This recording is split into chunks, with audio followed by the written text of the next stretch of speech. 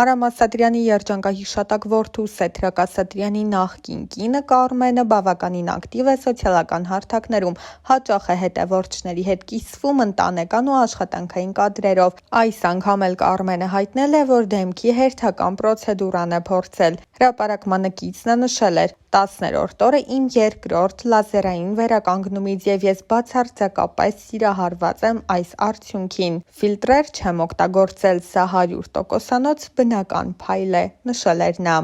Հարցազրույցներից մեկում խոսելով ընտանիքի դերի ու կարևորության մասին Արտաշ Ասատրյանն ընդգծել էր. ամեն ինչի հետևում ընտանեկան քաջալերանքն է, գիտակցումը, որ ընտանիքդ քո կողքին է, քեզ հետ քայլում է քո նույն ճանապարհով եւ բոլոր իրավիճակներում քեզ մղում է ավելին անելու եւ ավելի շատ ստեղծագործելու։ Աշխարհում լավագույն տիտղոսները ես չեմ փոխի իմ ժողովրդի տված սիրո եւ գնահատանքի հետ։ Նույն կերպ եղել է իմ հայրիկի կյանքում, ոչինչ իրեն այնքան չի ուրախացրել եւ ոգեւորել, որքան իր հանդիսատեսի տված սերն ու գնահատանքը։ Մարդ մնալը դժվար, բայց ամենակարևոր արժանիքն է, որտեղ էլ լինես, ինչ էլ որ անես, պետք է չմոռանաս մարդկային, բարոյական եւ ազնիվ արժեքների մասին։ Ես դժվարություններ սիրում եմ հաղթահարել եւ պատրաստ եմ միշտ հաղթահարել, բայց երբեք չձուլվել եւ չկորցնել իմ մարդկային տեսակը։ Ամեն ինչ սկսվում է ընտանիքից, կայացած ընտանիք ունենալով դու կայացած մարդ ես նաև քո կյանքում։ Բոլոր կարևոր արժեքներն ու մոտեցումները կապված են թե ընտանիքի, թե հայրենիքի հետ։ Հայրենիքն ու ընտանիքը մեկ միասնական արժեհամակարգ են։ Երազում եմ, որ հայրենիքում այն խնդիրները, որոնք ունեցել են մեր պապերը եւ այժմ ունենք մենք, չունենան եկող սերունդները, որ նրանք ապրեն հզոր երկրում, խաղաղ ու բարեկեցիկ պայմաններում, մտածեն միայն դրականի եւ կյանքի պայծառ գույների մասին։ Ինչպես ասում են, երաժշտությունն աշխարհի լեզուն է, որը բխում է սրտից, հոգուց եւ չի ճանաչում ազգություն ու սահման։ Ներխուժելով մարդու կյանք, այն խորը արմատներ է դնում եւ ծիլեր տալիս նրա սերունդների ներսում։ Դեռ մանկուց Ասատրյանների ընտանիքը վայելել է մեր ժողովրդի սերն ու հարգանքը ի շնորհիվ մեր հոր Արամ Ասատրյանի։ Ծնվել եմ Էջմիածնում համայն հայության հոգևոր կենտրոնում, սովորել եմ Աբովյանի անվան 4-րդ միջնակարգ դպրոցում։ Իմ սիրելիին հանդիպել եւ սիրահարվել եմ հենց այդ դպրոցում։ Դեռ 3-րդ, 4-րդ դասարանում, իսկ արդեն 5-6-րդ դասարանում սիրո առաջարկություն եմ արել նրան իմ ապագա կնոջը։ Փառք Աստծո, նա այդ տարիներից ինձ հավատացել է, չնայած նրան, որ իր ծնողները դեմ էին, քանի որ շատ աշխույժ եւ ակտիվ պատանի էի։ Իհարկե, արդեն ամուսնությունից հետո ընկերացել եմ նրա ծնողների հետ եւ հիմա շատ ջերմ հարաբերությունների մեջ ենք։ Խոսելով մանկությունից ասեմ, որ շատ ակտիվ եւ հիշարժան օրեր ենք ունեցել, շատ չարաճճություններ ենք արել այդ տարիներին։ Այն ժամանակվա մանկությունը շատ է տարբերվում այժմյան փոքրիկների մանկությունից։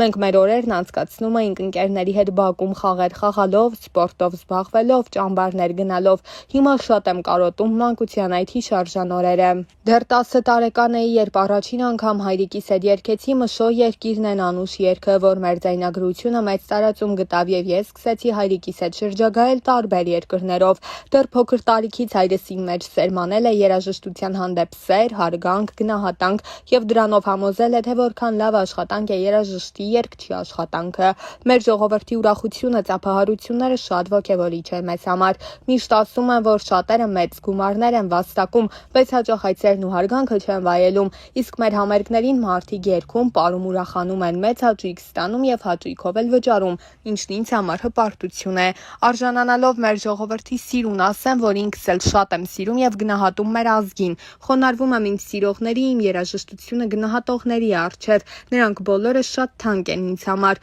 Ես փորձում եմ միշտ անմիջական շփվել նրանց հետ, քանի որ կարծում եմ գոռոզությունը արտիստի համար չէ, գոռոզանում են միայն հիմար մարդիկ։ Մենք ժողովրդի ծոցից ենք դուրս եկել եւ ժողովրդի մեջ էլ գտել ենք մեր սերը։ Մենք չենք փոխվել եւ շարունակում ենք մնալ մեր ժողովրդի զավակը։ Հայրս լինելով ժողովրդի մի մասնիկը մինչեւ հիմա մեր երկրի համար մեկ երգիչն է։ Իսկ այժմ արդեն մեր երիտասարդ սերունդն է երգում ծանր հրետանի Գրիշան, ում հետ միասին երգում ենք ոչ միայն որպես հայր եւ որդի, այլ նաեւ որպես ընկերներ։ Ինչպես ժամանակին ես եմ իմ հայրիկին տեսել եւ նրանից սովորել, այժմ նույն կերպ այդ ամենը փոխանցում եմ որդուս, որ ինքն էլ հետագայում փոխանցի եկող սերունդներին։ Փառք Աստծո, երգչի մասնագիտությունն ինձ տվել է ամեն ինչ՝ լավ ընկերություն, մեծ հարգանք, ճանաչում, ժողովրդի կողմից անկեղծ սեր, գնահատանք, իհարկե նաեւ հաճույքով իրականացվող աշխատանք։ Իմ մասնագիտության շնորհիվ ձեռք բերած իմ ծանոթություններն իմ հարստությունն են, նրանք տարածված են ամբողջ աշխարհում եւ նրանցից յուրաքանչյուրն ընտրյալ է։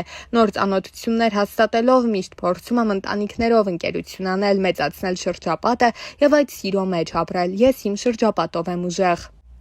Երբեմն մտածում եմ, եթե երգչի մասնագիտությունը չընտրեի, հավանաբար կգնայի սպորտի ուղղությամբ, քանի որ մանկուց սիրում եւ զբաղվում եմ ըմբշամարտով, կամ գուցե որպես աշխատանք ընտրեի խոհարարությունը, գաղտնիք բացեմ, ինչպես ասում են, շատ համեղ ձեռք ունեմ։ Հաճախ արագ իմպրովիզներ անելով բավականին համեղ ուտեստներ եմ կարողանում պատրաստել, որոնք հետագայում գումարվում են մեր ընտանեկան սիրելի բաղադրատոմսերին։ Անգամ տարբեր երկրների խոհանոցներում սնվելուց հետո իմ հավանած ուտելիքը կարող եմ ինքս պատրաստել,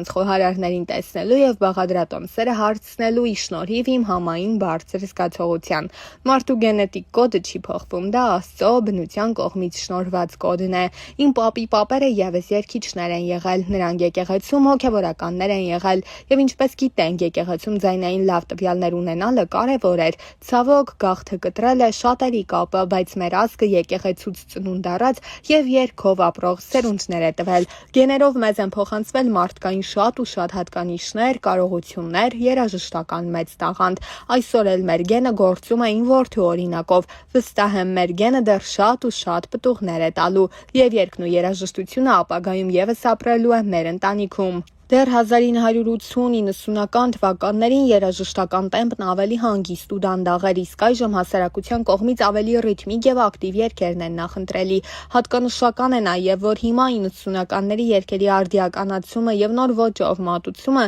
բավականին մեծ հետաքրքրություն է վայելում։ Շատ եմ լսել, երբ ասում են հին երգերն ավելի լավն են։ Գուցե պարզապես անցած տարիների լավագույն հիշողություններն են հարազատ դառնում ունկնդրին։ Կարծում եմ այժմ երաժշտական որևէ ուղղությամբ չկա ժամանակակից երգարվեստում, ամեն ճաշակի երաժշտություն կա, բայց մասսայական ընդունելության արժանացած հիթերը բացակայում են կամ մեղմ ասած շատ քիչ են։ Սովորաբար համընդհանուր սիրվող երգեր են մեր ոճի կատարումները, չգիտեմ ինչու են ռաբիս անվանումը տվել դրանց, բայց վստահաբար մասսայական սեր եւ ուշադրություն են վայելում այդ ոճի երգերը։ Դրանք մարդկանց տան, հոգու, արյան կանչի երգերն են, նրանք վայելում են մեր կատարումները, լսում այդ գեղեցիկ երգերը, իսկ մենք իրենց գոհունակությունն ու մեծ արժևորող խոսքերը, նշել էր Արտաշ Ասատրյանը։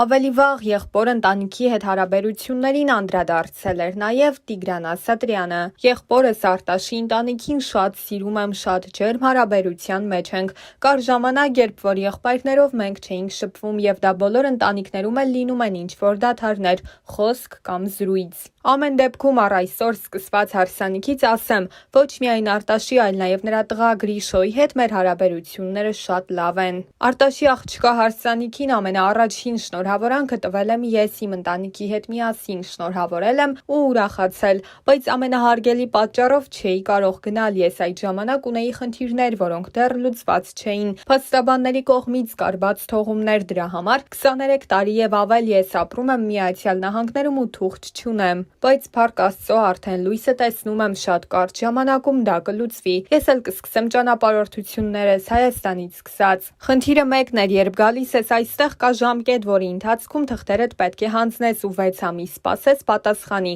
Ես փաստաբանին զանգեցի, որ ինձ պատասխան տա։ Պարզվեց, որ սխալ էր արել, ինձ գումարս հետ տվեց, ես էլ նորից դիմեցի այլ փաստաբանի հետ, բայց այդ պատմությունն արդեն մեծ հետք էր թողել։ Մի բան կասեմ միայն, ես օրինական ճանապարհով եմ եկել Ամերիկա։ Ես միշտ փորձել եմ, որ խորհուրդներ տամ եւ օգտակար խորհուրդներ, պահեր էր գալիս, երբ Արտաշը մի քիչ չէր լսում կապված իր առողջականի հետ, ընտանիքի հետ եւ ինչ որ չափով մեր միջև եղած հեռավորություններ պատճառը։ Եթե մենք մոտ լինեինք իրար, մեր շփումն ավելի շուտ կվերականգնվեր։ 2 տարի տևեց մեր կոնֆլիկտը։ 2022 թվականին տղայիս հարսանյաց հանդեսն էր եւ Արտաշը գտնվում էր Ամերիկայի Միացյալ Նահանգներում։ Տղաս ասաց, որ պետք է գնա ու հոպարին ասի, որ նա էլ գա ու ներկա լինի իր հարսանիքին, ասացի, որ խնդիր կա, մարգելք չեմ տեսնում։ Տղաս զանգել էր Արտաշին, ես ներկա չեմ եղել։ Բոլորը գիտեն, որ ես երբեք իմ երեխաներին չեմ ասել մի շփվեք իրենց հետ։ Ես ասել եմ, որ եթե ես ունեմ խնդիր, դա իմն է եւ դա ձեր վրա թող չազդի,